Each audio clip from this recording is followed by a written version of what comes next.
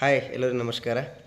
ನಾನು Siddhartha ಬಾವಿದೊಡ್ಡಿ, ಪಂಚತರಾಜ್ degree college Basava ಕಲ್ಯಾಣ, ಆಶಾ computer education centre ಜೊತೆಗೆ Navodaya coaching centre ಇದೆ. 2017-18ನೇ ಸಾಲಿನಲ್ಲಿ ಕೂಡ ಆಶಾ ಕರಿಯರ್ ಅಕಾಡೆಮಿ ಓಪನ್ ಮಾಡಿದ್ದೆ. KS, IAS, SDA, FDA ಮುಂತಾದ ಸ್ಪರ್ಧಾತ್ಮಕ ಪರೀಕ್ಷೆಗಳಿಗೆ ತಯಾರಾಗ್ತಕ್ಕಂಥ ವಿದ್ಯಾರ್ಥಿಗಳಿಗೆ ಸ್ಪೆಷಲ್ ಕೋಚಿಂಗ್ ಕೊಡಬೇಕಂತೇಳಿ ಅದನ್ನು ಕೋಚಿಂಗ್ ಕೂಡ ಪ್ರಾರಂಭ ಮಾಡಿದೆ. ಅದಾದ ನಂತರ 2021ರಲ್ಲಿ ಕೂಡ ಸ್ಪರ್ಧಾತ್ಮಕ ಪರೀಕ್ಷೆ ಪ್ರಾರಂಭ ಮಾಡಿದ್ದೆ. ಅದಾದ ನಂತರ ಇತ್ತೀಚೆಗೆ ದಿನಗಳಲ್ಲಿ ಒಂದು 15 ದಿವಸ ಆಯಿತು, ಬಸವ ಕಲ್ಯಾಣದಲ್ಲಿ ನಮ್ಮೆಲ್ಲ ಪ್ರೀತಿಯ ಸ್ನೇಹಿತರಿಗೆ ಹಾಗೂ ನನ್ನೆಲ್ಲ ಆತ್ಮೀಯ ಮಕ್ಕಳಿಗಾಗಿ, ವಿದ್ಯಾರ್ಥಿಗಳಿಗೆ ದೃಷ್ಟಿ IAS ಅಕಾಡೆಮಿ ಬಸವ ಕಲ್ಯಾಣ ಅಂತ ಪ್ರಾರಂಭ ಮಾಡಿದ್ದೀನಿ. ಇದು ಸಂಪೂರ್ಣ ಉಚಿತ ಇರುತ್ತೆ. ನನ್ನ ಉದ್ದೇಶ ಏನು ಗೊತ್ತಾ, ದುಡ್ಡು ಕಮಾಯಿಸ್ಬೇಕು, ಶ್ರೀಮಂತನಾಗಬೇಕಂತಲ್ಲ. ನಾನು ಹುಟ್ಟಿನಿಂದಲೇ ಶ್ರೀಮಂತನಿದ್ದೀನಿ. ನನಗೆ ಬೇಕಾಗಿರೋದು ಶಿಕ್ಷಣ ದಾನ ಮಾಡಬೇಕು, ಶಿಕ್ಷಣ ಕಲಿಸ್ಬೇಕು, ಮಕ್ಕಳಿಗಾಗಿ ಏನಾದರೂ ಮಾಡಬೇಕು ಅನ್ನೋದೇ ನನ್ನ ಆಸೆ ಇದೆ. ಹಾಗಾಗಿ ಕಡಿಮೆ ಫೀಸಲ್ಲಿ ಫ್ರೀಯಾಗಲೇ ಬಿಜಾಪುರ, ಧಾರವಾಡ, ಬೆಂಗಳೂರಿಂದ ಉಪನ್ಯಾಸಕರನ್ನು ಕರೆಸ್ಕೊಂಡು ಬಸವ ಕಲ್ಯಾಣದಲ್ಲಿ ದೃಷ್ಟಿ IAS ಅಕಾಡೆಮಿಯನ್ನು ಪ್ರಾರಂಭ ಮಾಡಿದ್ದೀನಿ. ಹಾಗಾಗಿ ಇದರದೆಲ್ಲ ಸದುಪಯೋಗವನ್ನು ನಮ್ಮ ಬಸವ ಕಲ್ಯಾಣ ಆಗಲಿ, ಭಾಲ್ಕಿ ಆಗಲಿ, ಬೀದರ್ ಆಗಲಿ, ಔರಾದಾಗಲಿ, ಹುಮ್ನಾಬಾದ ಇಂಥ ಎಲ್ಲ ತಾಲೂಕಿನ ಎಲ್ಲ ಹಳ್ಳಿಗಳು ನನ್ನ ಸ್ನೇಹಿತರು ಇರ್ತಾರೆ, ನನ್ನ ಸ್ನೇಹಿತರ ಮಕ್ಕಳು ಇರ್ತಾರೆ, ಜೊತೆ ನನ್ನ ವಿದ್ಯಾರ್ಥಿಗಳಿರ್ತಾರೆ. ಅಂತೆಲ್ಲ ವಿದ್ಯಾರ್ಥಿಗಳ ಮಕ್ಕಳಿಗಾಗಿ, ವಿದ್ಯಾರ್ಥಿಗಳಿಗಾಗಿ ವಿಶೇಷವಾಗಿ ಸ್ಪರ್ಧಾತ್ಮಕ ಪರೀಕ್ಷೆಯನ್ನು ತೆಗೆದಿದ್ದೀನಿ.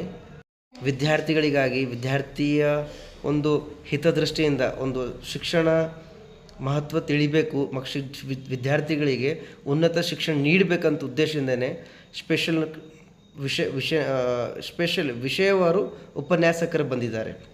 ಹಾಗಾಗಿ ನನ್ನ ಆತ್ಮೀಯ ಸ್ನೇಹಿತರಾಗಲಿ, ನನ್ನ ಬಂಧು ಬಳಗ ಆಗಲಿ, ನನ್ನ ವಿದ್ಯಾರ್ಥಿಗಳಾಗಲಿ, ವಿದ್ಯಾರ್ಥಿಗಳ ತಂದೆ ತಾಯಿ ಆಗಲಿ, ಎಲ್ಲರೂ ಈ ಒಂದು ಕಾರ್ಯಾಗಾರದ ಅಥವಾ ಈ ಕೋರ್ಸಿನ ಸದುಪಯೋಗ ಪಡ್ಕೋಬೇಕಂತೇಳಿ ಈ ಮುಖಾಂತರ ತಮಗೆ ತಿಳಿಸ್ತಾ ಇದ್ದೀನಿ. ಯಾಕಪ್ಪ ಅಂದರೆ ಬಸವ ಕಲ್ಯಾಣದಲ್ಲೇ ಯಾರೂ ಕೂಡ ಇಲ್ಲಿವರೆಗೂ ನಾನು ನೋಡಿನೋ ಹಾಗೆ ಶಿಕ್ಷಣ ದಾನ ಮಾಡಿದ್ದು ಯಾರೂ ನೋಡಿಲ್ಲ. ಲಕ್ಷಗಟ್ಟಲೆ ಪೇಮೆಂಟ್ ಹಾಕಿ ಇನ್ವೆಸ್ಟ್ಮೆಂಟ್ ಮಾಡಿ ಅದನ್ನು ಬಿಸ್ನೆಸ್ ಮಾಡ್ಬೇಕನ್ನೋ ಎಷ್ಟೋ ಜನ ಇರ್ತಾರೆ. ಬಟ್ ನಾನು ಲಕ್ಷಗಟ್ಟಲೆ ತೊಗೋಬೇಕೆಂಬ ಆಸೆ ಇಲ್ಲ.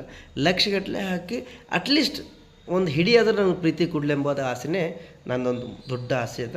ಹಾಗಾಗಿ ಬಸವ ಕಲ್ಯಾಣದಾಗ ಎಷ್ಟು ಭೀ ಹಳ್ಳಿ ಇವೆ, 116 ಹಳ್ಳಿಗಳಿವೆ, 32 ಪಂಚಾಯತ್ಗಳಿವೆ, ಹುಲ್ಸೂರದಲ್ಲಿ 6 ಪಂಚಾಯತ್ಗಳಿವೆ.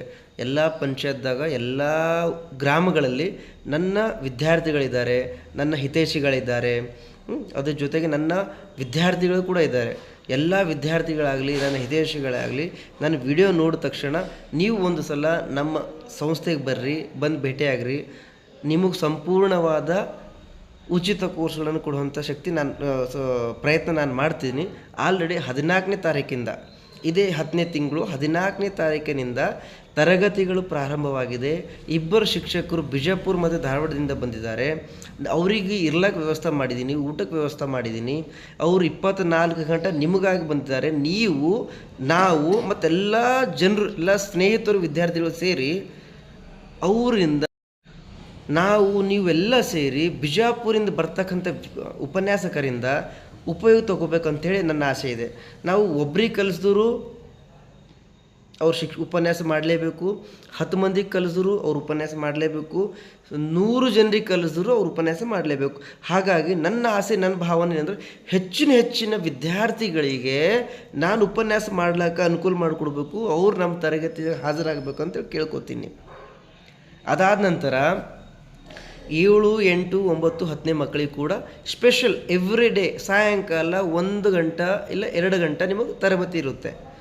IAS, KS ಅಂದ್ರೇನು, ಯಾವ ರೀತಿ ಪಾಠ ನಡೀತೆ, ಪಾಠ ಯಾವ ರೀತಿ ಮಾಡಬೇಕೆಂಬುದ್ರ ಕೂಡ ಸಿಲೆಬಸ್ ಮುಖಾಂತರನೇ ನಿಮ್ಗೆ ಮೋಟಿವೇಶನ್ ಕ್ಲಾಸಸ್ ನಡೆಯುತ್ತೆ. ಅಲ್ಲಿ ಫಸ್ಟ್ ಬರೋದು ನನ್ನ ಬೇಸಿಕ್ ನನ್ನ ಮಕ್ಕಳಿಗೆ ಹಿಡಿತಾ ಇದ್ದೀನಿ. ಯಾರಿಗಪ್ಪ ಅಂದರೆ 7ನೇ, 8ನೇ, 9ನೇ, 10ನೇ ಮಕ್ಕಳಿಗೆ.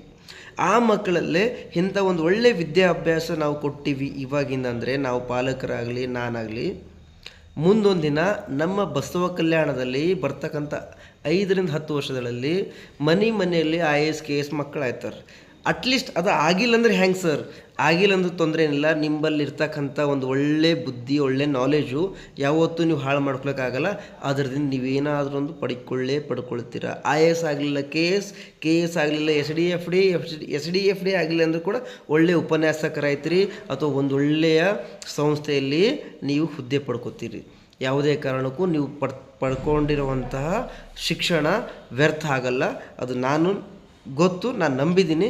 ಹಾಗಾಗಿ ಶಿಕ್ಷಣಕ್ಕೆ ಯಾರೋ ನೆಗ್ಲೆಕ್ಟ್ ಮಾಡಬೇಡ್ರಿ. ನಾವು ನಿಮ್ಮ ಜೊತೆ ಇದ್ದೀವಿ, ನೀವು ನಮ್ಮ ಜೊತೆ ಇರ್ರಿ. ನಾನು ಯಾವತ್ತೂ ಯಾರನ್ನು ಕೂಡ ದ್ವೇಷಿಸೋದಿಲ್ಲ. ಹಾಗಾಗಿ ನನಗೆ ನೀವೆಲ್ಲರೂ ನೋಡಿರ್ಬೋದು, ನೀವೆಲ್ಲರೂ ಕೇಳಿರ್ಬೋದು ಸಿದ್ಧಾರ್ಥನಂಥ ಒಳ್ಳೆಯ ವ್ಯಕ್ತಿ ಜಗತ್ತಿನಲ್ಲೇ ಸಿಗೋದಿಲ್ಲ.